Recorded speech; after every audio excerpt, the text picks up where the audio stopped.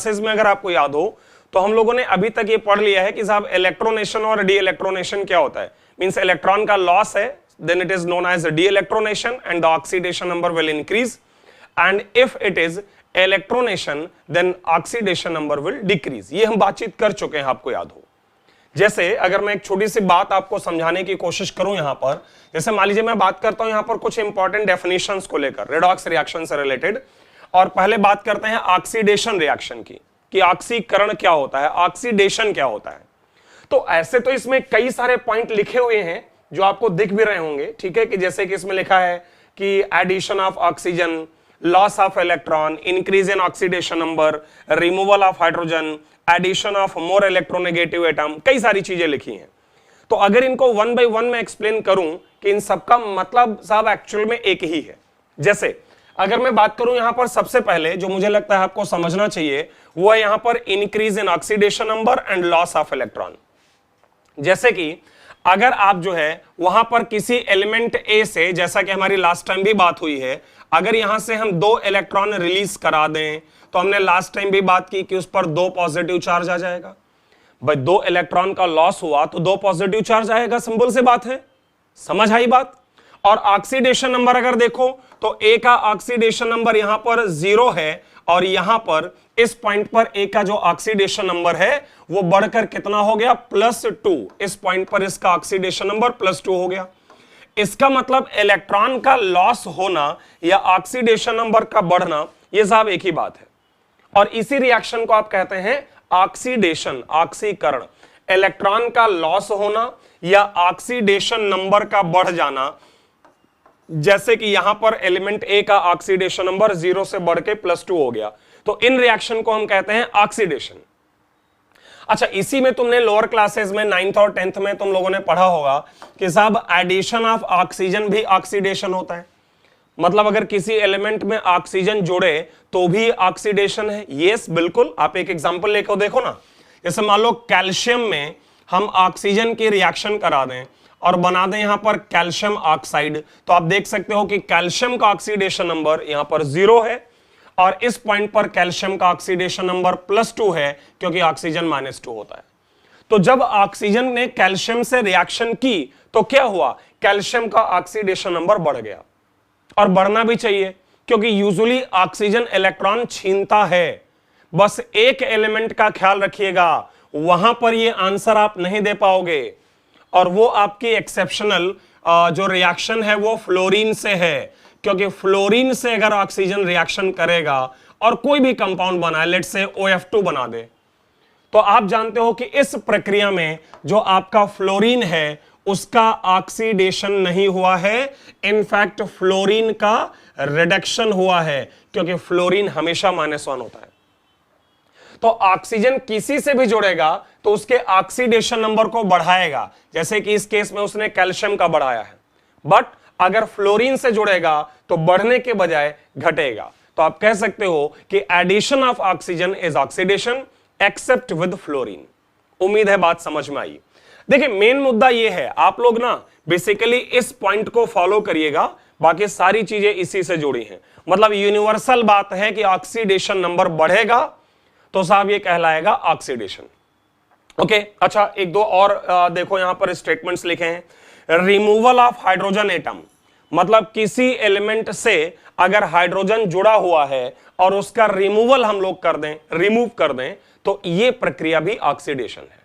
इसका एग्जांपल लेते हैं। इस बात को आपको समझाने के लिए ना मैं एक एग्जांपल ले रहा हूं कि साहब जैसे मान लो तुम्हारे पास हाइड्रोक्लोरिक एसिड है HCl, और यहां से हाइड्रोजन को अलग कर दें, हाइड्रोजन को रिमूव कर दें और क्लोरीन को अलग कर दें, तो हाइड्रोजन का रिमूवल अगर है तो वो ऑक्सीडेशन तभी होगा जब ऑक्सीडेशन नंबर बढ़ेगा। भाई आप HCl में देखो तो हाइड्रोजन +1 एंड क्लोरीन -1 है। H2 में हाइड्रोजन 0 और क्लोरीन 0 Cl2 में। तो इस प्रक्रिया में जब हाइड्रोजन का रिमूवल हो गया तो आप देख सकते हो कि क्लोरीन का ऑक्सीडेशन नंबर जो -1 था वो बढ़ के कहां चला गया, 0 में। इसका मतलब साहब ये बात भी सही है कि रिमूवल अगर हाइड्रोजन का हो तो वो प्रोसेस भी ऑक्सीडेशन है, क्योंकि ऑक्सीडेशन नंबर बढ़ेगा। और फाइनली एक और यूनिवर्सल कॉन्सेप्ट है addition of more electronegative atom. यार बड़ी एक सिंपल सी बात है कि जब भी तुम अपने बाप से जुड़ोगे, जो मैं पीछे भी समझा चुका हूं, बाप का मतलब अपने से ज्यादा ताकतवर एटम से। तो जब भी आप अपने से ज्यादा ताकतवर एटम से जुड़ेंगे तो वो एटम क्या करेगा, आपके इलेक्ट्रॉन छीनेगा, और आपके इलेक्ट्रॉन छीनेगा तो आपका इलेक्ट्रॉन का लॉस हुआ, तो आपका ऑक्सीडेशन नंबर बढ़ेगा और रिएक्शन कहलाएगी ऑक्सीडेशन। मैं समझाता हूं कि जैसे मान लो कोई एलिमेंट X है, इससे एक एलिमेंट Y जोड़ जाए और एलिमेंट Y जो है वो ज्यादा इलेक्ट्रोनेगेटिव है, तो सिंपल सी बात है कि बॉन्ड Y के तरफ टूटेगा तो इस X का जो ऑक्सीडेशन नंबर है वो बढ़ जाएगा। तो ऐसे तो जैसे कि आपने देखा कि बहुत सारी चीजें हैं, ठीक है, और ये सब ऑक्सीडेशन को ही एक्सप्लेन करती हैं, बट मैं कहूंगा कि ऐसा कोई भी प्रोसेस, एक final statement, single line definition कि oxidation is loss of electron और increase in oxidation number. So this was all about oxidation. अब हम आगे बढ़ेंगे और बातचीत करेंगे यहां पर रिडक्शन के बारे में, जो कि ऑक्सीडेशन का अपोजिट होता है। देखिए जरा ध्यान दो, रिडक्शन में एग्जैक्टली उसकी अपोजिट चीजें लिखी हैं। जैसे वहां था रिमूवल ऑफ हाइड्रोजन, तो यहां है एडिशन ऑफ हाइड्रोजन। लेकिन इस केस में जो यूनिवर्सल है वो ये है, डिक्रीज इन ऑक्सीडेशन नंबर या इलेक्ट्रोनेशन, मतलब इलेक्ट्रॉन का मिलना, इलेक्ट्रॉन का गेन या ऑक्सीडेशन नंबर का कम होना। जैसे देखो आप, अगर एलिमेंट बी 2 इलेक्ट्रॉन को गेन करे तो ऑब्वियस सी बात है, आप समझ ही रहे होंगे कि एटम बी पर 2 नेगेटिव चार्ज आएगा। तो जब इलेक्ट्रोनेशन हुआ, इलेक्ट्रॉन गेन किया गया, तो जो बी है आपका, उसका ऑक्सीडेशन नंबर जो कि पहले 0 था, 0 था, वो ऑक्सीडेशन नंबर घट के डिक्रीज होकर क्या हो गया, -2, मतलब बी का ऑक्सीडेशन नंबर कम हो गया। तो बेसिक डेफिनेशन यह है कि ऑक्सीडेशन नंबर में कमी या इलेक्ट्रॉन का गेन होना इज नोन एज रिडक्शन। बाकी कहने को आप ये भी कह लो एडिशन ऑफ हाइड्रोजन, बिल्कुल सही बात है। जैसे वही उसी रिएक्शन का मैं उल्टा लिख दे रहा हूं जो पीछे अभी मैंने लिखा था ना, अगर आपको याद हो तो पीछे अभी हमने जो ये रिएक्शन लिखी थी कि रिमूवल ऑफ हाइड्रोजन, हाइड्रोजन निकलेगा, ऑक्सीडेशन नंबर बढ़ेगा तो ऑक्सीडेशन। अब मैं कह रहा हूं एडिशन ऑफ हाइड्रोजन, जब आप एडिशन ऑफ हाइड्रोजन करेंगे और इसको वापस से HCl में बदलेंगे तो सिंपल सी बात है कि इसका ऑक्सीडेशन नंबर कम होगा और रिडक्शन होगा। तो हाइड्रोजन का addition is reduction, but be careful, if hydrogen is added with metals, like अगर आप सोडियम के साथ हाइड्रोजन को ऐड करें तो साहब ये रिएक्शन रिडक्शन ना होकर ऑक्सीडेशन हो जाएगी। क्यों ऐसा? क्योंकि इस प्रोसेस में सोडियम पॉजिटिव की तरफ जाएगा, क्योंकि मेटल्स के साथ हाइड्रोजन नेगेटिव होता है। आपको याद होगा मेटल्स के साथ हाइड्रोजन जो है वो क्या होता है, नेगेटिव। तो इस रिएक्शन में अगर आप समझ गए बात को, इस रिएक्शन में जब सोडियम के साथ हाइड्रोजन जुड़ा तो सोडियम का रिडक्शन होने के बजाय ऑक्सीडेशन हुआ, क्योंकि उसका ऑक्सीडेशन नंबर इंक्रीज हुआ है। तो आप कह सकते हो नो डाउट कि हाइड्रोजन का जुड़ना रिडक्शन है, लेकिन समटाइम्स हाइड्रोजन का जुड़ना ऑक्सीडेशन होता है। इसलिए तो मैं कह रहा हूं कि जो यूनिवर्सल डेफिनेशन है उसको अगर हम लोग फॉलो करें, यूनिवर्सल डेफिनेशन, तो क्या है, decrease in oxidation number, this one, ये जो हमने यहां पर ये बात की है। बाकी रिमूवल ऑफ ऑक्सीजन उल्टा हो जाएगा, एडिशन ऑफ ऑक्सीजन ऑक्सीडेशन है तो रिमूवल ऑफ ऑक्सीडेशन रिडक्शन है। Addition of less electronegative atom, मतलब अगर किसी एलिमेंट से Y जोड़ा और Y जो है वो साहब लेस इलेक्ट्रोनेगेटिव है, मतलब इसमें ज्यादा ताकत X की है, जो Y जोड़ा है वो लेस इलेक्ट्रोनेगेटिव, कम ताकत वाला है, तो इलेक्ट्रॉन कौन छीन लेगा, X। और सिंपल से बात है, X अगर इलेक्ट्रॉन लेगा, उसको इलेक्ट्रॉन मिलेंगे तो उसका जो ऑक्सीडेशन नंबर है वो नेगेटिव की तरफ जाएगा, मतलब घटेगा। तो ये मैं आपको बेसिक डेफिनेशन समझा रहा था कि ऑक्सीडेशन क्या है और रिडक्शन क्या है।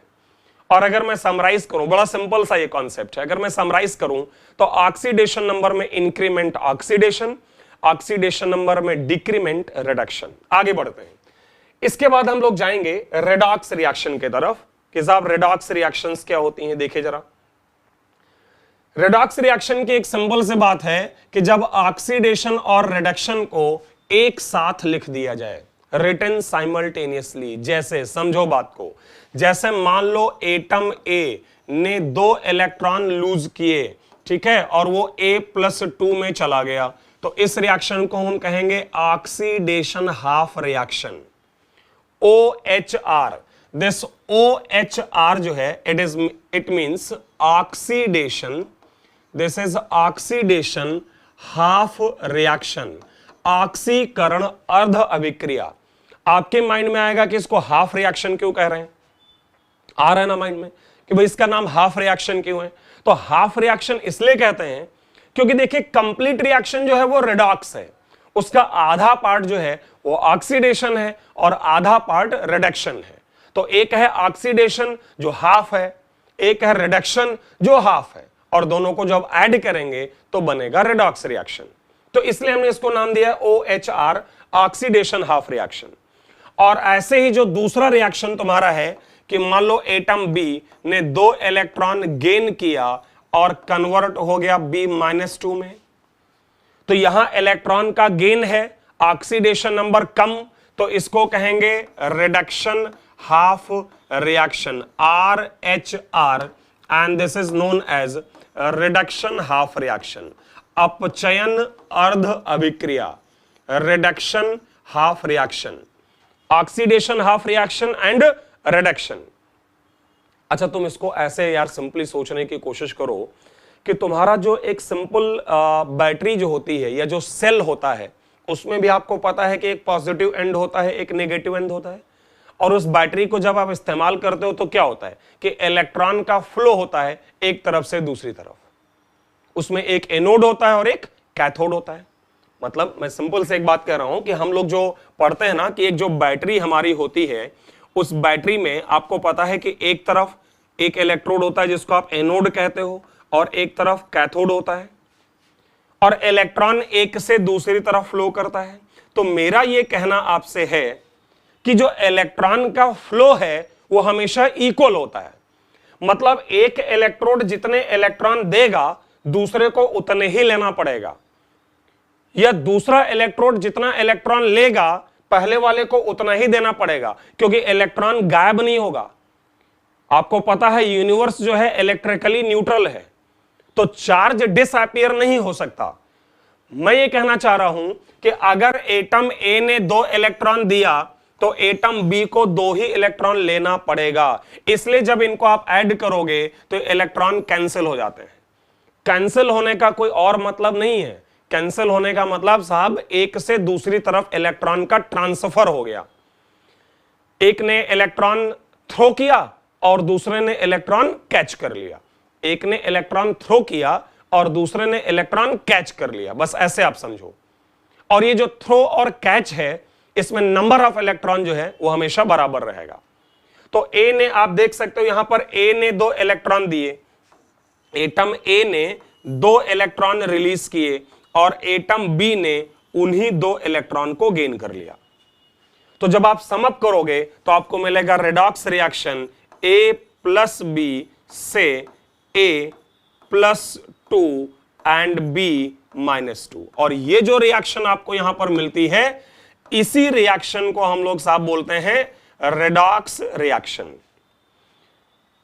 तो रिजल्ट यहां से ये निकलता है कि जब भी आप रेडॉक्स रिएक्शन लिखें, बात समझिएगा, जब भी आप ऑक्सीडेशन रिएक्शन और रिडक्शन रिएक्शन को समअप करें और फाइनली रेडॉक्स रिएक्शन लिखें, तो ध्यान रहे वहां पर जो है हमेशा इलेक्ट्रॉन्स जो हैं वो कैंसिल हो जाएं। मतलब आपकी जो रेडॉक्स रिएक्शन है उसमें इलेक्ट्रॉन नहीं आने चाहिए, क्योंकि इलेक्ट्रॉन का कंप्लीट फ्लो होता है। तो अगर आप समझ गए हो तो एक काम कर लेते हैं ना, एक क्वेश्चन फटाफट ट्राई कर लेते हैं। एक एग्जांपल है, मैं समझाऊं उससे पहले तुम लोग फटाफट सॉल्व करो ना, वीडियो को पॉज करिए और फटाफट सॉल्व करिए। यहां पर 2 रिएक्शन अलग अलग दिए और आपसे क्वेश्चन पूछा यह जा रहा है कि आप रेडॉक्स रिएक्शन बताओ क्या होगा। तो जैसे अभी हमने डिस्कस किया है कि ऑक्सीडेशन हाफ होता है, रिडक्शन हाफ होता है, दोनों को सम करें इस तरह से कि इलेक्ट्रॉन कैंसिल हो जाए, तो जो रिएक्शन आएगी उसका नाम क्या है? Redox reaction. तो चलो जल्दी से सॉल्व कर डालो वीडियो पॉज करके, और मैं आपको सॉल्यूशन दे रहा हूं, ध्यान दो। देखिए पहला रिएक्शन आपको जो दिया है वो है जिंक से आपको दिया है जिंक +2 और +2 इलेक्ट्रॉन।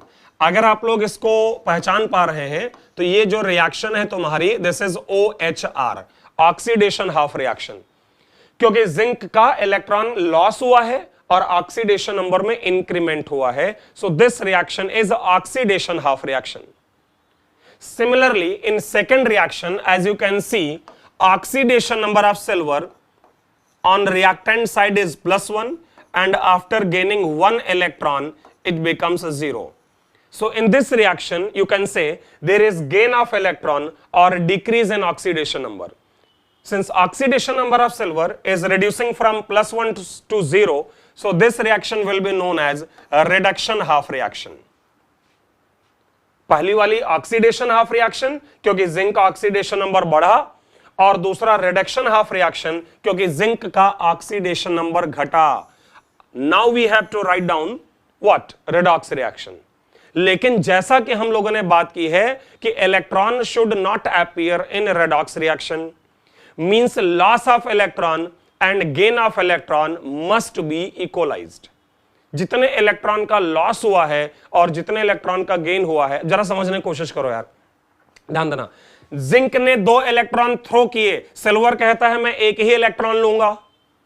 मैंने 2 बॉल तुम्हारी तरफ फेंके और तुम कहते हो मैं एक ही कैच करूंगा, मतलब तुम्हारी क्षमता एक ही बॉल कैच करने की है, लेकिन मैंने 2 फेंके, तो अगर मैं चाहता हूं एक भी बॉल जमीन पे ना गिरे तो क्या करना पड़ेगा यार? सिंपल सी बात है कि मैंने 2 बॉल फेंकी है, आपकी क्षमता एक बॉल कैच करने की है, तो मुझे वहां 2 आदमी खड़े करने पड़ेंगे ना, तुम्हारे जैसे, तुम्हारी क्षमता वाले 2 आदमी खड़े करने पड़ेंगे ताकि वो दोनों एक एक बॉल कैच कर लें।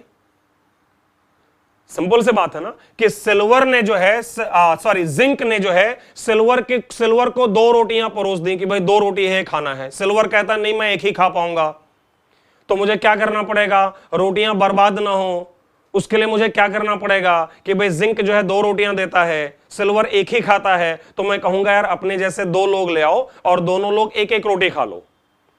तो अगर आप बात समझ गए तो मेरा कहने का मतलब यहां यह है कि in second case we will simply multiply the whole reaction by 2 so that the loss of electron and gain of electron becomes equal. Then we can simply add up these 2 reactions, electrons will get cancelled out, and we can write zinc plus 2Ag plus zinc plus 2Ag plus to zinc plus 2 plus 2 silver। बड़ा simple है यार, even class 10th में भी पढ़ाया जाता है, लेकिन फिर भी मैंने कोशिश की आपको यह समझाने की कि यहां 2 इलेक्ट्रॉन लॉस है, यहां 1 का गेन है, तो रिएक्शन 2 से मल्टीप्लाई करो, लॉस और गेन बराबर। ओके फाइन, आगे बढ़े। चलो एक काम करो, इसका उल्टा एक क्वेश्चन कर डालो। मान लो अगले क्वेश्चन में मैं आपको रेडॉक्स रिएक्शन दे दूं और मैं आपसे कहूं इसका ऑक्सीडेशन पार्ट अलग करो और रिडक्शन पार्ट अलग करो। ऐसा भी एक क्वेश्चन बन सकता है ना कि मैं आपको यहां दे रहा हूं, ये देखो एग्जांपल 2 में आपको एक रेडॉक्स रिएक्शन दी हुई है, zinc plus 2H plus two zinc plus 2 plus hydrogen gas, और आपको यहां क्या करना है? आपको इसका ऑक्सीडेशन पार्ट और रिडक्शन पार्ट जो है वो सेपरेट करना है। तो जल्दी से वीडियो रोकें और सॉल्व करें खुद से, सिंपल है, हो जाएगा, और देन उसके बाद ये सॉल्यूशन देखिए। तो इस क्वेश्चन में आपको रिएक्शन दिया है जिंक प्लस 2H प्लस से राइट साइड में जिंक प्लस 2 प्लस हाइड्रोजन। सबसे पहले हम आइडेंटिफाई करेंगे कि यहां ऑक्सीडेशन किसका और रिडक्शन किसका। तो देखो जरा, जिंक का ऑक्सीडेशन नंबर इस कंपाउंड में न्यूट्रल है क्योंकि अकेला है, हाइड्रोजन +1, यहां जिंक है +2 और हाइड्रोजन यहां 0। तो as you can see oxidation number of zinc is decreasing from 0 to +2, so this is what? oxidation, because oxidation number of zinc is changing from 0 to +2. So this is the increment in oxidation number, and increment in oxidation number is known as oxidation. And in case of hydrogen, oxidation number is changing from +1 to 0. So oxidation number is decreasing and decrease in oxidation number is known as reduction. सबसे पहले आपने ये identify कर लिया कि जो zinc है वो 0 से +2 हो गया, बढ़ गया ऑक्सीडेशन, हाइड्रोजन +1 से 0 हो गया, घट गया रिडक्शन। तो कर दो ना यार अलग अलग, ऑक्सीडेशन हाफ रिएक्शन सबसे पहले मैं लिख रहा हूं, ऑक्सीडेशन हाफ रिएक्शन हमें अलग करना है और रिडक्शन हाफ रिएक्शन अलग करना है। तो अगर मैं सबसे पहले ऑक्सीडेशन हाफ रिएक्शन जो है उसको अलग करूं, ऑक्सीडेशन हाफ रिएक्शन, तो जैसा कि आप यहां पर देख रहे हैं कि ऑक्सीडेशन जो है वो किसका हो रहा है, जिंक का। तो जिंक का ऑक्सीडेशन नंबर चेंज हो रहा है, जिंक से जिंक +2, इसका मतलब कितने इलेक्ट्रॉन का लॉस हुआ, 2 इलेक्ट्रॉन का। ध्यान रखिएगा यहां इलेक्ट्रॉन भी लिखना पड़ेगा, वो इलेक्ट्रॉन जो कैंसिल हो रहे थे वही आपको यहां शो करना पड़ेगा ना कि जिंक से जिंक +2 गया तो 2 इलेक्ट्रॉन का लॉस हुआ। एंड सिमिलरली 2H+ जो है वो चेंज हो रहे हैं H2 में, तो इन्होंने 2 इलेक्ट्रॉन का गेन किया है। भाई एक H+ ने 1 गेन किया है तो 2H+ ने 2 गेन किया है। तुम चाहो तो इस रिएक्शन को ऐसे भी लिख सकते हो, कोई प्रॉब्लम नहीं है, H++ 1 electron to half H2, बस रिएक्शन बैलेंस्ड होनी चाहिए। तो ये भी एक टाइप का क्वेश्चन है जिसमें आपको रिडॉक्स रिएक्शन दी है and you have to separate oxidation half part and reduction half part. Fine, okay, चलिए अगला पॉइंट देखते हैं। नेक्स्ट पॉइंट हमारा यहां पर आता है कि what is oxidant and reductant. Oxidant क्या है और रिडक्टेंट क्या है। ध्यान रखिएगा कि ये जो ऑक्सीडेंट है ना, ये जो ऑक्सीडेंट यहां लिखा है इसी को किताबों में बोला गया है ऑक्सीडाइजिंग एजेंट। क्या बोला गया है, ऑक्सीडाइजिंग एजेंट। और ये जो रिडक्टेंट लिखा है अपचायक जिसको आप कहते हो, इसी को हम लोग कह सकते हैं रिड्यूसिंग एजेंट। ऑक्सीडाइजिंग एजेंट और रिड्यूसिंग एजेंट, ऑक्सीकारक और अपचायक। अच्छा यार एक बड़ी सिंपल से बात है, कई बार लोग इसमें कंफ्यूज होते हैं कि यार ऑक्सीडेंट मतलब जो ऑक्सीडाइज हो जाए, रिडक्टेंट मतलब जो रिड्यूस हो जाए। नहीं, ये गलत है।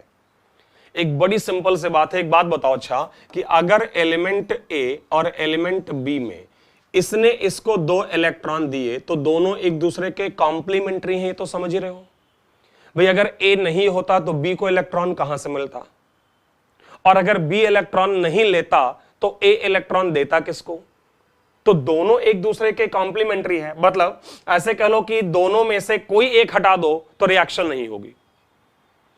और यह बात भी है कि जब ए ने बी को इलेक्ट्रॉन दिया तो ए का क्या हुआ, ऑक्सीडेशन, और अगर ए का ऑक्सीडेशन हुआ तो उसकी वजह से बी का क्या हुआ, रिडक्शन।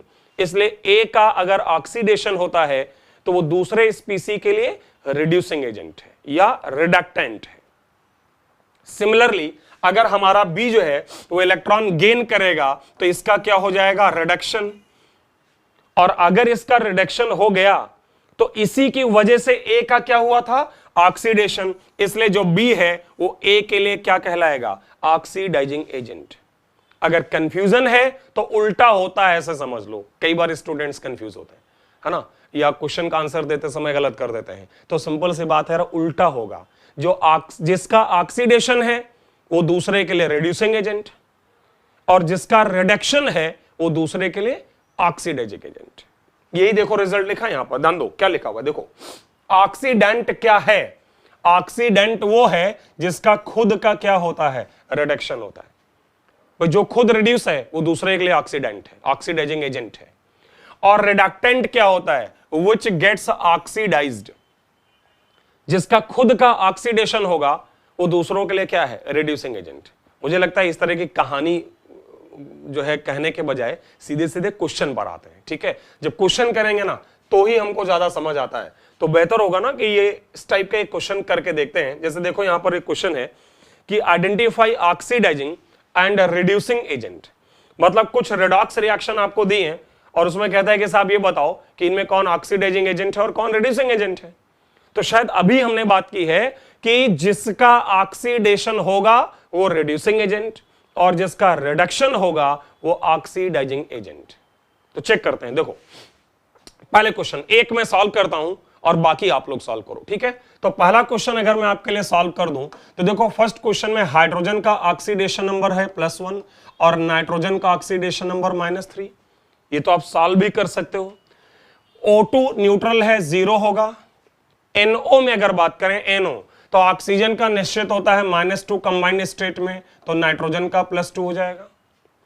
और अगर मैं वाटर की बात करूं तो हाइड्रोजन और ऑक्सीजन दोनों का ही फिक्स होता है +1 एंड -2। अब अगर आप बदलाव देखें तो देखिए हाइड्रोजन में कोई चेंज नहीं है। हाइड्रोजन पहले भी +1 है, बाद में भी +1 है। बदलाव अगर है किसी में तो अमोनिया में किस में बदलाव है? नाइट्रोजन में। नाइट्रोजन का ऑक्सीडेशन नंबर आप देखो, नाइट्रोजन का ऑक्सीडेशन नंबर जो लेफ्ट में -3 है वो बदल के राइट में +2 हो गया। इसका मतलब ऑक्सीडेशन नंबर बढ़ गया। इसका मतलब इसका क्या हुआ? ऑक्सीडेशन। और सिंपल सी बात है कि अगर इसका ऑक्सीडेशन हुआ है तो फिर अमोनिया को हम क्या कहेंगे? Reducing agent. देखो रिड्यूसिंग एजेंट तुम नाइट्रोजन को भी कह सकते हो या रिड्यूसिंग एजेंट तुम अमोनिया को भी कह सकते हो, वो कोई प्रॉब्लम नहीं है, ठीक है। वो चाहे पूरा कंपाउंड कहो या वो पर्टिकुलर एलिमेंट कहो। तो नाइट्रोजन -3 से +2 गया, नाइट्रोजन का ऑक्सीडेशन नंबर इंक्रीज हुआ तो हुआ ऑक्सीडेशन, और अगर ऑक्सीडेशन हुआ तो ammonia is reducing agent. Similarly in case of oxygen हम देख सकते हैं कि ऑक्सीडेशन नंबर 0 है ऑक्सीजन का और चेंज होकर -2 में जा रहा है राइट में। भाई यहां 0 है, राइट में ये देखो चाहे ये देखो -2 है। इसका मतलब ऑक्सीजन का जो ऑक्सीडेशन नंबर है वो डिक्रीज हुआ। इसका मतलब इसका क्या हुआ? रिडक्शन। और यार सिंबल से बात है कि अगर रिडक्शन हुआ तो ये जो O2 तुम्हारे पास बैठा हुआ है, इस O2 को तुम क्या कहना चाहोगे? अगर इसका रिडक्शन है तो ऑब्वियसली ये दूसरे के लिए क्या है? Oxidising agent. तो बड़ा एक सिंपल सा तरीका है कि कोई भी रेडॉक्स रिएक्शन दी है, फटाफट आपको चेक करना है कि किसका ऑक्सीडेशन हो रहा है और किसका रिडक्शन हो रहा है। जिसका ऑक्सीडेशन होगा वो रिड्यूसिंग एजेंट, जिसका रिडक्शन होगा वो ऑक्सीडाइजिंग एजेंट। तो वीडियो को पॉज करो, इसको लिखो, सॉल्व करो और फटाफट फिर मेरा सॉल्यूशन देखो और देखो आपने कितना कर लिया। उम्मीद करता हूं कि आपसे पूरा हो जाएगा क्योंकि बड़ा सिंपल सा ये कॉन्सेप्ट है। तो अब मैं अगले क्वेश्चन की तरफ चल रहा हूं। नेक्स्ट क्वेश्चन में आप देखें यहां पर तो नाइट्रोजन का ऑक्सीडेशन नंबर 0, ऑक्सीजन 0, यहां ऑक्सीजन -2, नाइट्रोजन +2। तो नाइट्रोजन 0 से +2 गया तो नाइट्रोजन का हुआ ऑक्सीडेशन, और ऑक्सीजन 0 से -2 जा रहा है तो ऑक्सीजन का हुआ रिडक्शन। तो सिंपल से बात है कि नाइट्रोजन का ऑक्सीडेशन है तो ये रिड्यूसिंग एजेंट, और O2 का रिडक्शन है तो ऑक्सीडाइजिंग एजेंट। अपना आंसर आप लोग चेक करते रहिएगा। नेक्स्ट अगला question, H2S + HNO3, hydrogen +1, sulphur -2, यहां पर नाइट्रोजन +5। बाकी एलिमेंट्स में नहीं लिख रहा हूं, ठीक है, मैंने सिर्फ सल्फर और नाइट्रोजन लिख दिए हैं। बाकी आप लोग लिख सकते हो लेकिन शायद बाकी और का चेंज नहीं हो रहा है। सल्फर -2, नाइट्रोजन +5, और राइट में चेक करो तो सल्फर 0 और नाइट्रोजन +2। अब आपको खुद ही दिख गया होगा कि सल्फर जो है वो -2 से 0 में जा रहा है, तो ये सल्फर का क्या है? ऑक्सीडेशन। और अगर सल्फर का ऑक्सीडेशन है तो H2S क्या है? Reducing agent. Clear. Similarly nitric acid में अगर आप देखें तो नाइट्रिक एसिड में नाइट्रोजन +5 से कहां गया है? +2, और नाइट्रोजन अगर +5 से +2 गया तो इसका क्या हो गया? रिडक्शन, क्योंकि ऑक्सीडेशन नंबर कम हो गया। In that case we can say that HNO3 is acting as a reducing agent. Next question अगला देखो, चेक करो अपने आंसर्स। ब्लीचिंग पाउडर, कैल्शियम +2 है, ऑक्सीजन -2 है और क्लोरीन 0 है। क्लोरीन आप सॉल्व करो, क्लोरीन फिक्स तो होता नहीं, हम बातचीत कर चुके हैं, तो क्लोरीन का 0 है। यहां हाइड्रोजन +1 और नाइट्रोजन -3 है। This side chlorine is -1 and nitrogen is 0। तो जैसा कि आप देख रहे होंगे कि एक तो क्लोरीन गया है 0 से -1 और इसका रिडक्शन हुआ है, किसका? क्लोरीन का। और अगर क्लोरीन का रिडक्शन हुआ है तो हम ब्लीचिंग पाउडर को कह सकते हैं कि ये ऑक्सीडाइजिंग एजेंट है। और अगर आप अमोनिया में देखें, ध्यान देना, अगर आप यहीं पर अमोनिया में देखें तो नाइट्रोजन का ऑक्सीडेशन नंबर -3 से 0 गया है, और -3 से 0 अगर आप बात करें तो ये एक प्रकार से इसका क्या हुआ है, ऑक्सीडेशन। और अगर अमोनिया का ऑक्सीडेशन हुआ है तो हम कह सकते हैं कि अमोनिया अपने आप में क्या है, एक reducing agent. Clear? Last question, calcium is +2, oxygen is -2, oxygen -2, carbon is +4। ठीक है, ये बात तो आप समझ रहे होंगे, ऑक्सीजन -2 है और कार्बन +4। राइट में कैल्शियम +2, ऑक्सीजन -2, कार्बन +4। अब ध्यान से देखो, मैं स्टार इसलिए नहीं लगा रहा हूं कि ये बड़ा अच्छा और इंपॉर्टेंट क्वेश्चन है, मैं स्टार इसलिए लगा रहा हूं कि थोड़ा सा डिफरेंट क्वेश्चन है। जैसे कुछ लोग आप में से यहां भी निकालने की कोशिश करेंगे कि साहब ऑक्सीडाइजिंग एजेंट कौन है और रिड्यूसिंग एजेंट कौन है, लेकिन आप लोग अगर थोड़ा सा ध्यान दें तो ये रिएक्शन रेडॉक्स ही नहीं है। कैल्शियम कार्बन ऑक्सीजन, आप चेक करो, कैल्शियम कार्बन ऑक्सीजन किसी का भी ऑक्सीडेशन नंबर चेंज नहीं हो रहा है, तो बोला जाएगा कि ये रिएक्शन कैसी है, नॉन रेडॉक्स। कंफ्यूज मत होना, नॉन रेडॉक्स का मतलब न जिनमें ऑक्सीडेशन है ना रिडक्शन है। और जब रेडॉक्स ही नहीं है साहब तो ना कोई ऑक्सीडाइजिंग एजेंट है ना रिड्यूसिंग एजेंट है। कंफ्यूज मत होना, दुनिया में हर एक रिएक्शन रेडॉक्स नहीं होती है, कुछ रिएक्शन एसिड बेस न्यूट्रलाइजेशन भी होती है, कुछ थर्मल डिकम्पोजिशन भी होती है, कुछ आयन एक्सचेंज भी होती है। हर एक रिएक्शन थोड़ा ना रेडॉक्स है यार इनऑर्गेनिक केमिस्ट्री में। हाँ, रेडॉक्स जो है वो एक पार्ट है हमारी केमिकल रिएक्शंस का। तो लास्ट वाला रिएक्शन जो है उसके बारे में कहूंगा नॉन रेडॉक्स, ना किसी का ऑक्सीडेशन और ना रिडक्शन। तो काफी अच्छा डिस्कशन था ये, ठीक है, और अब तक तो उम्मीद है कि आपको काफी कुछ समझ आ गया होगा। तो मैं चाहूंगा कि इसके बाद ये कुछ और क्वेश्चन हैं जो मैं आपके लिए लेके आया हूं, इन क्वेश्चंस को भी, थोड़े बेहतर क्वेश्चन हैं जो अभी हमने किए उससे, तो मैं चाहूंगा इनको भी आप जल्दी से चेक करें कि कौन है इनमें ऑक्सीडाइजिंग एजेंट और कौन रिड्यूसिंग एजेंट, और चेक करने के बाद ही आप मेरा सॉल्यूशन देखिएगा। अब मैं यहां फटाफट लिख दे रहा हूं, मैग्नीज +7 है और यहां मैग्नीज +2 है, आप चेक करो। तो मैग्नीज का क्या हुआ, +2 से +7 से +2 क्या हुआ, रिडक्शन, इसलिए KMnO4 एक ऑक्सीडाइजिंग एजेंट है।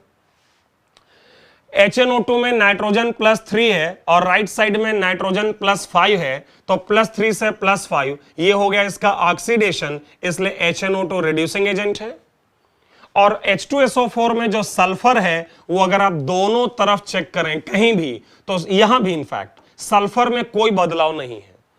तो जब भी कभी ऐसा होता है कि किसी रेडॉक्स रिएक्शन में एक ऐसा कंपाउंड जिसमें ऑक्सीडेशन नंबर चेंज नहीं हो रहा है, तो वो उस रेडॉक्स रिएक्शन के अंदर प्रेजेंट नॉन रेडॉक्स कंपाउंड होता है और वो रिएक्शन में मीडियम तैयार करने में काम करता है। मीडियम का मतलब एसिडिक मीडियम या बेसिक मीडियम तैयार करने में हेल्प करेगा, लेकिन खुद एक नॉन रेडॉक्स कंपाउंड है। अगला क्वेश्चन, क्रोमियम यहां +6 है और राइट साइड आप चेक करोगे तो क्रोमियम +3 है। +6 से +3 क्रोमियम का हुआ reduction, so K2Cr2O7 will be known as oxidizing agent. In case of oxalic acid, as you can see, carbon is +3 on left and carbon is +4 on right. So the oxidation number of carbon is being increased. So this reaction is known as oxidation, and this oxalic acid will be known as reducing agent. And finally, in H2SO4, again there is no change in oxidation number of sulfur. Left और right में again sulphur में कोई बदलाव नहीं है। तो फिर से वही बात हो जाएगी कि ये एक नॉन रेडॉक्स कंपाउंड है और क्या काम करने के लिए यहां बैठा हुआ है, मीडियम तैयार करने के लिए बैठा है। तो इस तरह के भी क्वेश्चंस हो सकते हैं कि रेडॉक्स रिएक्शन में नॉन रेडॉक्स कंपाउंड है।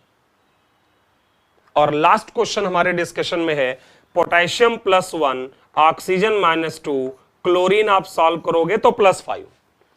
राइट में पोटेशियम +1, क्लोरीन -1 एंड ऑक्सीजन 0।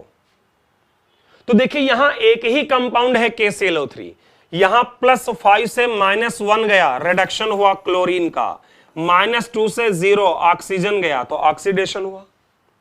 मतलब यहां एक ही कंपाउंड में एक एलिमेंट का ऑक्सीडेशन हो गया और एक का रिडक्शन। तो पहली बात तो यह समझ लो कि इस तरह की हम रेडॉक्स रिएक्शंस को इंट्रामॉलिक्यूलर कहते हैं।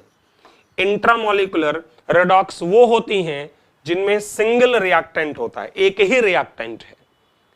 इंट्रा हिंदी में कहें तो अंतरा परमाणुविक, इंट्रामॉलिक्यूलर मतलब एक ही रिएक्टेंट है, यही ऑक्सीडाइजिंग एजेंट हो जाएगा और यही रिड्यूसिंग एजेंट हो जाएगा। Same compound oxidising agent and same compound reducing agent. और ये वाली जो रिएक्शंस हैं जिनमें एक से ज्यादा कंपाउंड होते हैं, इन रिएक्शंस को हम लोग इनके लिए टर्म इस्तेमाल करते हैं इंटरमॉलिक्यूलर। इनफैक्ट मैं आपको बताऊं कि हमारी रेडॉक्स रिएक्शन 4 तरह की होती हैं।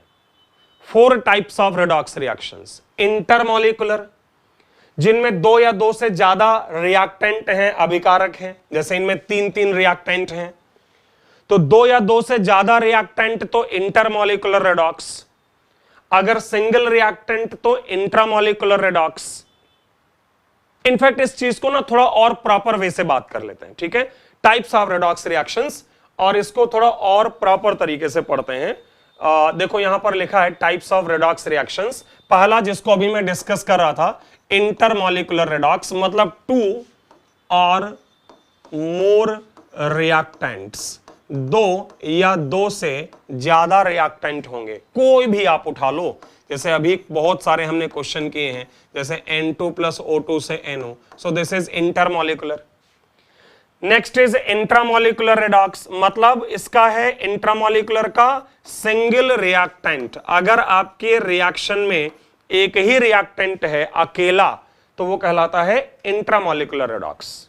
जैसे अभी पीछे ही लिखा हमने, मैं दोबारा लिख दे रहा हूं, like KClO3 से KCl + O2, so this is intramolecular redox।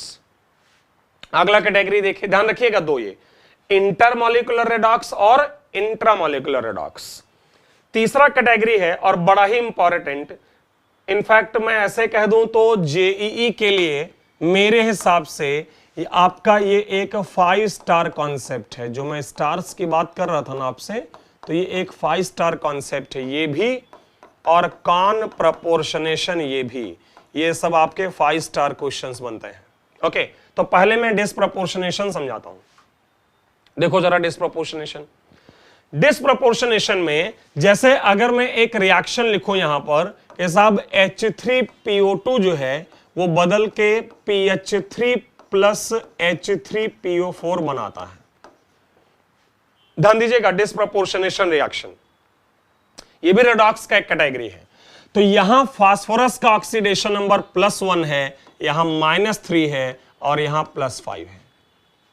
तो फास्फोरस जो है वो +1 से -3 में भी गया और +1 से +5 में भी गया। मतलब तुम्हारा जो फास्फोरस है उसका रिडक्शन भी हुआ और ऑक्सीडेशन भी हुआ। तो ऐसी रेडॉक्स रिएक्शन जिसमें एक ही एलिमेंट का ऑक्सीडेशन हो और उसी का रिडक्शन हो, starting from a single oxidation state. मेरी लाइन पर ध्यान देना। Those redox reactions in which same element, आप चाहें तो डेफिनेशन लिख सकते हैं, those redox reactions in which same element is oxidized as well as reduced. Same element is oxidized as well as reduced starting from the single oxidation state. Starting from the single and what? Not oxidation number, oxidation state. एक ही ऑक्सीकरण अवस्था से, oxidation state से वो 2 different oxidation state में जाएगा। मैं आपको थोड़ा सा और बेहतर, मतलब एक इनफैक्ट इसका अगर मैं रिजल्ट लिखूं कि डिस्प्रपोर्शनेशन को कैसे पहचाने, तो मैं कहूंगा डिस्प्रपोर्शनेशन में एलिमेंट X लेफ्ट में 2 जगह और लेफ्ट में 1 जगह और राइट में 2 जगह होता है। जैसे फास्फोरस लेफ्ट में 1 जगह और राइट में 2 जगह है। इनमें से एक जगह उसका अगर रिडक्शन होता है तो दूसरी जगह उसका ऑक्सीडेशन होता है। तो ये वाला जो आपका टाइप ऑफ रिएक्शन है इसको हम लोग कहते हैं डिस्प्रपोर्शनेशन। समझते रहिए कि अगर आपका एलिमेंट लेफ्ट में एक जगह और राइट में दो जगह है, उनमें से एक बार वो रिड्यूस होता है, एक बार ऑक्सीडाइज होता है, तो उसको हम डिस्प्रपोर्शनेशन कहते हैं। तो आप अगर ध्यान दो तो यहां फास्फोरस +1 से ही बदल के -3 में गया, रिडक्शन हुआ, और +1 से ही बदल के +5 में गया, ऑक्सीडेशन। और इन रिएक्शंस में यही कंपाउंड ऑक्सीडाइजिंग एजेंट होगा और यही कंपाउंड जो है रिड्यूसिंग एजेंट होगा, क्योंकि उसी का ऑक्सीडेशन उसी का रिडक्शन। ध्यान रहे, इनको हम ऑटो रेडॉक्स भी कहते हैं। क्या कहते हैं? Auto redox. तो आपके सामने जो एक एग्जाम्पल लिखा है डिस्प्रपोर्शनेशन का, ये मैं थोड़ा और आपको क्लियर कर दूं, ये इंट्रामॉलिक्यूलर डिस्प्रपोर्शनेशन है। कैसा डिस्प्रपोर्शनेशन? इंट्रामॉलिक्यूलर। कंफ्यूज मत होना, अभी हमारी बात हुई है कि इंट्रामॉलिक्यूलर रिएक्शंस वो हैं जिनमें सिंगल रिएक्टेंट होता है। तो आप देखो इस रिएक्शन में आपका जो रिएक्टेंट है वो एक ही है ना, तो नो डाउट ये डिस्प्रपोर्शनेशन है। लेकिन कैसा डिस्प्रपोर्शनेशन है? इंट्रामॉलिक्यूलर। अब आपके माइंड में आएगा कि अगर ये इंट्रामॉलिक्यूलर है तो इंटरमॉलिक्यूलर डिस्प्रपोर्शनेशन का एग्जांपल देखो, मैं बताता हूं आपको। इंटरमॉलिक्यूलर डिस्प्रपोर्शनेशन मैं यहां लिख दे रहा हूं। जैसे Cl2 की रिएक्शन अगर सोडियम हाइड्रोक्साइड से मैं कराता हूं, ये बड़े इंपॉर्टेंट रिएक्शंस हैं। अगले लेक्चर में हम लोग इनफैक्ट एग्जांपल्स ऑफ डिस्प्रपोर्शनेशन पे ही बात करेंगे, क्योंकि अक्सर जेई एडवांस में इसका क्वेश्चन आ जाता है। NaCl, NaClO और प्लस वाटर। तो देखो ना, ये हो गया ना इंटरमॉलिक्यूलर डिस्प्रपोर्शनेशन। डिस्प्रपोर्शनेशन ये भी है क्योंकि क्लोरीन यहां 0 है, यहां -1 है और यहां +1 है। तो -1 में गया, क्लोरीन का रिडक्शन हुआ, +1 में गया, क्लोरीन का ऑक्सीडेशन हुआ। यही कंपाउंड ऑक्सीडाइजिंग एजेंट है, यही रिड्यूसिंग एजेंट है। आप कह सकते हैं कि साहब NaOH का क्या काम है? तो अभी बात हुई है कि यहां पर ये NaOH एक मीडियम है, जस्ट बेसिक मीडियम। क्यों? क्योंकि NaOH में किसी का भी ऑक्सीडेशन नंबर नहीं बदल रहा है। क्लोरीन का ही ऑक्सीडेशन, क्लोरीन का ही रिडक्शन। लेकिन चूंकि दो कंपाउंड हैं, भले ही NaOH का ऑक्सीडेशन नंबर ना बदले, लेकिन रिएक्टेंट अभिकारक तो दो है ना, तो इसलिए हम लोग इस रिएक्शन को क्या कहेंगे? डिस्प्रपोर्शनेशन। लेकिन कैसा disproportionation? Intermolecular disproportionation. And this was intramolecular disproportionation. तो this is all about disproportionation. Disproportionation में क्या होता है कि सेम एलिमेंट का ऑक्सीडेशन, उसी का reduction, starting from a single oxidation state. मतलब एलिमेंट लेफ्ट में एक जगह और वहां से दो पार्ट में बट गया। क्लियर ना? तो आप चाहें तो वीडियो को बार बार रिवाइज करके देख सकते हैं, बहुत इंपॉर्टेंट है हमारे लिए। कॉन प्रपोर्शनेशन को पढ़ाने के लिए एक सिंपल सी लाइन मुझे बोलनी है और आपको सब समझ आ जाना चाहिए। Reverse of disproportionation. डिस्प्रपोर्शनेशन का उल्टा होता है। क्या होता है? Reverse of disproportionation. मतलब एलिमेंट X लेफ्ट में दो जगह होगा और राइट में एक जगह होगा। जैसे यहां लेफ्ट में एक, राइट में दो, या लेफ्ट में दो जगह है, राइट में एक जगह। इनमें से एक जगह इसका रिडक्शन और दूसरे का ऑक्सीडेशन। तो ये एक रिजल्ट आपका हो सकता है किसके लिए? कॉन प्रपोर्शनेशन के लिए। एग्जाम्पल लो। बिल्कुल, अगर आपके माइंड में चल रहा है कि एग्जाम्पल्स आप क्या होंगे, तो देखो, अगर मैं लिखता हूं सल्फर डाइऑक्साइड प्लस H2S से सल्फर प्लस वाटर, तो आप देख सकते हो कि यहां सल्फर लेफ्ट में दो जगह है, एक +4 और एक -2, और राइट में एक जगह है। लेफ्ट में दो जगह है, राइट में एक जगह है। एक का 4 से 0 में रिडक्शन है और एक का -2 से 0 में ऑक्सीडेशन है। क्लियर? तो सिंपल से बात है कि यहां पर तुम्हारा SO2 क्या हो जाएगा? Reducing agent, sorry oxidising agent, क्योंकि इसका रिडक्शन हो रहा है। तो ये क्या हो जाएगा? Oxidising agent. और H2S क्या हो जाएगा? Reducing agent. और इस रिएक्शन का नाम क्या हो जाएगा? Intermolecular comproportionation. ध्यान रखना, जैसे डिस्प्रपोर्शनेशन दो टाइप का था, इंटरमॉलिक्यूलर डिस्प्रपोर्शनेशन और इंट्रामोलिकुलर डिस्प्रोपोर्शनेशन, वैसे ही कॉनप्रपोर्शनेशन भी हमारा दो टाइप का होता है, इंटरमोलिकुलर और इंट्रामोलिकुलर। तो ये इंटरमोलिकुलर कॉनप्रपोर्शनेशन है क्योंकि दो रिएक्टेंट हैं। और अगर मैं एग्जांपल लिखूं इंट्रामोलिकुलर कॉनप्रपोर्शनेशन का, इंट्रामोलिकुलर, तो देख सकते हो यहां पर NH4NO2 से प्रोडक्ट है let's say N2 plus H2O। अब अगर आप लोग ध्यान दोगे यहां तो लेफ्ट में नाइट्रोजन दो जगह है, मैं ऑक्सीडेशन स्टेट की बात कर रहा हूं, और NH4NO2 में पीछे पढ़ा चुका हूं कि अगर इसमें ऑक्सीडेशन नंबर तुम निकालोगे तो 0 आएगा, लेकिन ऑक्सीडेशन स्टेट निकालोगे तो एक नाइट्रोजन -3 और एक +3 है। आप चेक करो, ये नाइट्रोजन -3 है और ये +3 है और बदल के जा रहे हैं 0 में। इसका मतलब एक नाइट्रोजन का ऑक्सीडेशन, एक नाइट्रोजन का reduction, and the same compound is oxidizing agent as well as reducing agent because the reaction is intramolecular। बस सिंपल से बात है, जब भी रिएक्शन इंट्रामोलिकुलर होगी तो एक ही अभिकारक है ना, तो वही आपका ऑक्सीडाइजिंग एजेंट हो जाएगा और वही रिड्यूसिंग एजेंट। तो एक बार आप दोबारा से देख लें, मैंने ये कहा है कि डिस्प्रोपोर्शनेशन में एक ऑक्सीडेशन स्टेट दो में बदलती है, वो इंट्रामोलिकुलर डिस्प्रोपोर्शनेशन या इंटरमोलिकुलर डिस्प्रोपोर्शनेशन हो सकता है। सिमिलरली कॉनप्रपोर्शनेशन जो कि अपोजिट है डिस्प्रोपोर्शनेशन का, इसमें दो लेफ्ट में और राइट में एक होता है, और ये भी इंटरमोलिकुलर या इंट्रामोलिकुलर हो सकता है। तो अगर आप लोगों को मेरी सारी बात समझ आ गई है, जो कि उम्मीद है आ गई होगी, और चाहिए तो एक बार रिवाइज कर लीजिए, वीडियो को जो है रिवाइंड करके एक बार दोबारा से देख सकते हैं, और उसके बाद वीडियो पॉज करो और ये क्वेश्चन सॉल्व करो और फटाफट मुझे जवाब दो कि यहां पर जो हमारे पास क्वेश्चंस हैं तो वो कौन से टाइप का रेडॉक्स रिएक्शन है। जल्दी से शुरू हो जाइए, उसके बाद ही मेरा सॉल्यूशन देखिएगा।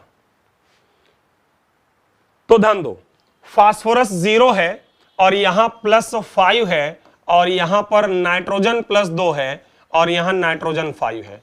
ये बात तो क्लियर हो गई कि ये रिएक्शन रेडॉक्स है, और कैसी रेडॉक्स है, इंटरमोलिकुलर रेडॉक्स है, ना ये डिस्प्रोपोर्शनेशन है ना कॉनप्रपोर्शनेशन है। क्यों? क्योंकि अलग अलग एलिमेंट हैं, फास्फोरस का ऑक्सीडेशन, नाइट्रोजन का reduction. So intermolecular redox. Next, potassium permanganate manganese +7 से +6 और +4 में रिड्यूस हो रहा है, और ऑक्सीजन -2 से कुछ हिस्सा नहीं बदल रहा है और कुछ ऑक्सीडाइज हो रहा है।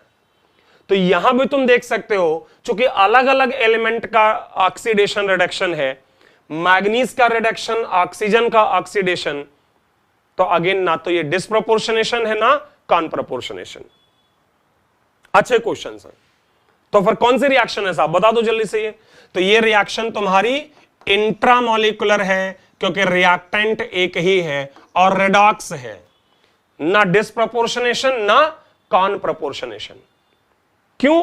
क्योंकि अलग अलग एटम का, सेम एलिमेंट का चेंज नहीं हो रहा है। हां, अगला जो क्वेश्चन है उसको अगर आप देखें तो नाइट्रोजन यहां दो जगह है, -3 और +5, और नाइट्रोजन यहां एक जगह है। अभी पीछे हमारी बात हुई है, कौन सी रिएक्शन है, कॉनप्रपोर्शनेशन, और वो भी कैसी है, इंट्रा। रिएक्टेंट एक है इसलिए इंट्रा, और कॉनप्रपोर्शनेशन क्योंकि नाइट्रोजन के दो स्टेट लेफ्ट में हैं, राइट में एक जगह जाएंगे। So as per definition. Okay, अगले में सल्फर यहां 0 है और ये सल्फर यहां से बदल के -2 और +2 में डिस्ट्रीब्यूट हुआ है। सिंपल सी बात है कि रिएक्शन डिस्प्रोपोर्शनेशन है, और कैसी डिस्प्रोपोर्शनेशन है, इंटर। इंटर इसलिए क्योंकि दो रिएक्टेंट हैं, और डिस्प्रोपोर्शनेशन इसलिए क्योंकि एक स्टेट दो में बदल रही है।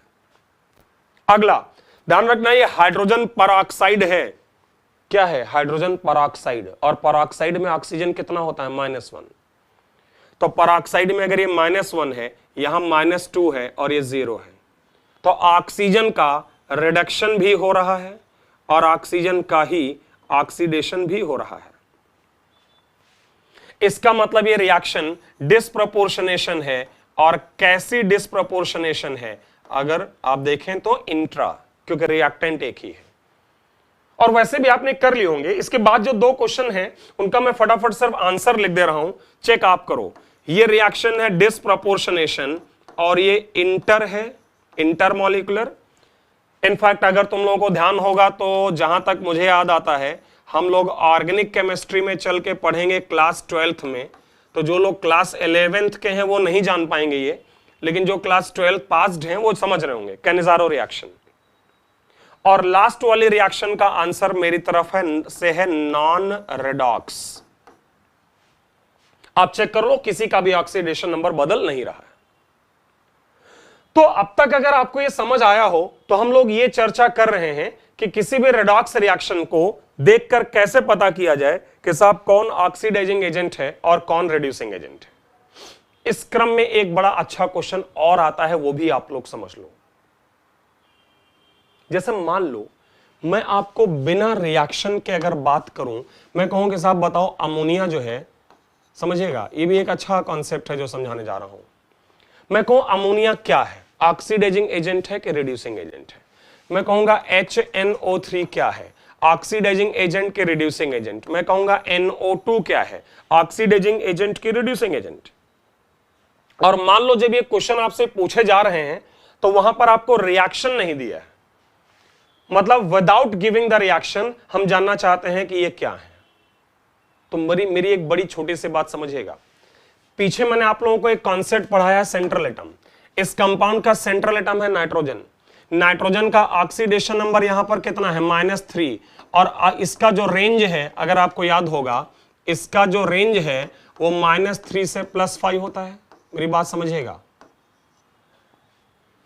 यहां भी सेंट्रल एटम नाइट्रोजन, नाइट्रोजन का ऑक्सीडेशन नंबर है +5। ध्यान से सुनो, बिना रिएक्शन, हम बात कर रहे हैं without knowing the reaction, how to identify oxidising and reducing agent. Reaction नहीं दिया हुआ है बट फिर भी हमें गेस करना है, भविष्यवाणी करनी है, ऐसे कर लो, फोरटेलिंग करनी है। हमें नहीं पता है रिएक्शन के बारे में, हमको प्रिडिक्ट करना है कि ये कंपाउंड क्या है। तो मैंने सबसे पहले सेंट्रल एटम, फिलहाल मैंने जो एग्जांपल लिया उसमें सब में नाइट्रोजन है और सेंट्रल एटम का ऑक्सीडेशन नंबर मैंने लिख डाला है। अब मेरी बात समझने की कोशिश करो, बड़ा एक छोटा सा पॉइंट है। देखिए आपका अगर ये ऑक्सीडेशन नंबर का रेंज है किसी एलिमेंट का, मान लो ये उसका मैक्सिमम ऑक्सीडेशन नंबर है, ये इसका मिनिमम ऑक्सीडेशन नंबर है, तो ध्यान से सुनना, अगर एलिमेंट अपने मैक्सिमम ऑक्सीडेशन नंबर में है, मैक्सिमम अधिकतम जो हो सकता है, तो जब वो रिएक्शन में जाएगा तो अपने ऑक्सीडेशन नंबर को घटाएगा, मतलब उसका रिडक्शन होगा और वो तब उस कंडीशन में ऑक्सीडाइजिंग एजेंट की तरह बिहेव करेगा, क्योंकि वो मैक्सिमम ऑलरेडी है, उससे ऊपर जा ही नहीं सकता है, तो नीचे जाएगा मतलब रिडक्शन होगा, तो वो क्या हो गया, ऑक्सीडाइजिंग एजेंट। और अगर एलिमेंट का ऑक्सीडेशन नंबर मिनिमम है, उससे नीचे नहीं तो फिर ऊपर जाएगा। अगर एलिमेंट अपने मिनिमम ऑक्सीडेशन नंबर में है तो उसके नीचे तो जाएगा नहीं, ऊपर जाएगा, और अगर ऊपर जाएगा तो इसका ऑक्सीडेशन होगा, और अगर ऑक्सीडेशन होगा तो ये एलिमेंट कैसा बिहेव करेगा, रिड्यूसिंग एजेंट की तरह। और अगर लेट्स से उसका ऑक्सीडेशन नंबर उसके रेंज के बीच में कहीं आता है, रेंज के बीच में मतलब मैक्सिमम और मिनिमम के बीच में, तो यार सिंपल सी बात है कि वो बढ़ भी सकता है, घट भी सकता है, मतलब वो ऑक्सीडाइजिंग एजेंट और रिड्यूसिंग एजेंट दोनों का काम कर सकता है। इस रिजल्ट को अगर आप लोग फॉलो कर लें तो सारे आंसर दे सकते हैं। मैं दोबारा बोल दे रहा हूं, अगर एलिमेंट मैक्सिमम है तो ऊपर नहीं जा सकता, नीचे जा सकता है, मतलब उसका रिडक्शन होगा, तो ऑक्सीडाइजिंग एजेंट। और अगर एलिमेंट अपने मिनिमम ऑक्सीडेशन नंबर में है तो वो नीचे नहीं जा सकता, ऊपर जा सकता है, तो उस कंडीशन में क्या होगा, उसका ऑक्सीडेशन होगा, तो वो क्या काम करेगा, रिड्यूसिंग एजेंट। और अगर वो रेंज के बीच में आता है तो घट भी सकता है, बढ़ भी सकता है, तो वो ऑक्सीडाइजिंग भी हो सकता है और रिड्यूसिंग भी हो सकता है।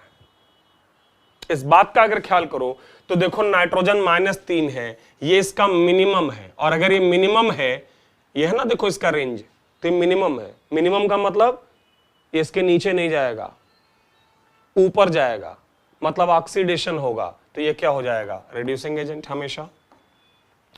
HNO3 नाइट्रोजन +5 है, ये इसका मैक्सिमम है, तो ये इसके ऊपर नहीं जा सकता, नीचे जाएगा, नीचे जाने का मतलब रिडक्शन होगा, तो फिर ये ऑक्सीडाइजिंग एजेंट। और ये चूंकि रेंज के बीच में है तो ये दोनों तरह काम कर सकता है, मतलब किसी रिएक्शन में ऑक्सीडाइजिंग एजेंट का काम कर सकता है तो किसी रिएक्शन में रिड्यूसिंग एजेंट का। तो अगर आप लोग समझे तो यहां पर मैं कुछ एक क्वेश्चंस लिख रहा हूं, जैसे फॉर एग्जांपल H2SO4।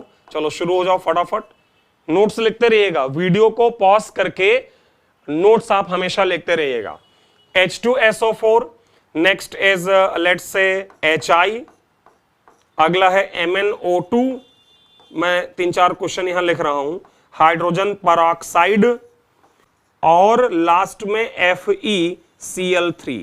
जल्दी से सोचें, वीडियो पॉज करें, जल्दी से सोचें और बताएं कि साहब ये क्या है, और फिर मेरा सॉल्यूशन उसके बाद देखें। तो यहां सेंट्रल एटम सल्फर है जो +6 है, इसका हाईएस्ट है, और अगर हाईएस्ट होता है तो वो खुद को रिड्यूस करता है और होता है ऑक्सीडाइजिंग एजेंट।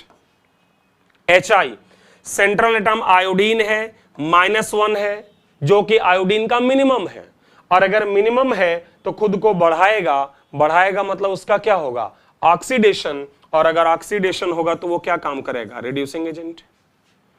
MnO2 में मैग्नीज सेंट्रल एटम और इसका ऑक्सीडेशन नंबर +4 है, और मैग्नीज का जो रेंज है आप लोगों को पता है कि मैग्नीज का जो रेंज है वो +2 से लेकर +2 से +7 होता है, जबकि मैग्नीज यहां +4 है, इट मींस कि वो घट भी सकता है, बढ़ भी सकता है। सो ऑक्सीडाइजिंग एजेंट है और रिड्यूसिंग एजेंट दोनों है। नेक्स्ट, ये भी अच्छा क्वेश्चन है, हाइड्रोजन परऑक्साइड। देखिए हाइड्रोजन परऑक्साइड जो है, हाइड्रोजन परऑक्साइड में परऑक्साइड है, तो ध्यान रखिएगा यहां पर ऑक्सीजन -1 है, ओके।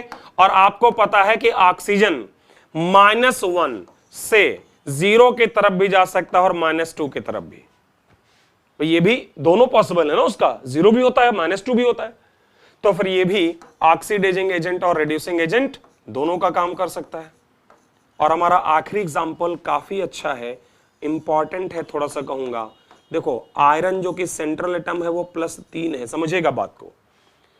मैंने आपको आयरन की जो रेंज बताई है, ध्यान देना, आयरन की रेंज मैंने बोली है +1 से +6, लेकिन मैंने ये भी कहा है कि एट रूम टेम्परेचर पर आयरन के जो स्टेबल ऑक्सीडेशन नंबर हैं वो सिर्फ +2 और +3 है। पीछे भी लिखवा चुका हूं, फिर बोल रहा हूं, इंपॉर्टेंट रिजल्ट है, ध्यान रखिएगा। मतलब ऐसे तो आयरन +1 से +6 होता है, लेकिन रूम टेम्परेचर पर सिर्फ 2 ही संभव है, +2 और +3, और यहां पर ये ऑलरेडी क्या है, +3, और अगर ये +3 है तो ऊपर नहीं जा सकता, रूम टेम्परेचर पर ये ऊपर नहीं जा सकता। और क्वेश्चन में जब कुछ नहीं दिया होता है तो हम रूम टेम्परेचर या नॉर्मल टेम्परेचर की ही बात करते हैं।